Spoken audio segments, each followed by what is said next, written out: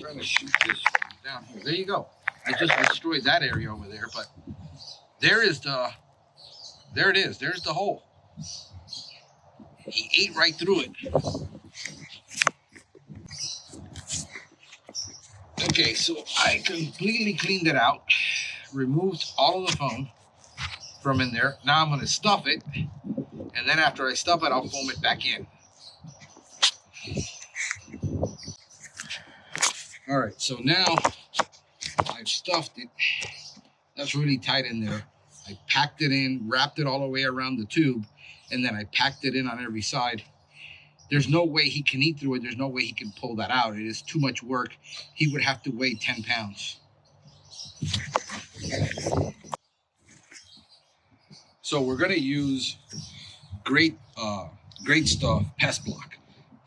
This is not going to stop a rodent from getting in anywhere if the rodent is determined to get in and bite through it and eat it. It is a deterrent, and it is a pest proofing for insects. And it's, be safe. It doesn't have a pesticide. It is polyurethane, but hey, this will work to seal this off. It's the best thing in addition to using, something like the cloth or using excluder like we use. This stuff then will work. Okay, so we foamed it in. That's going to expand a little bit.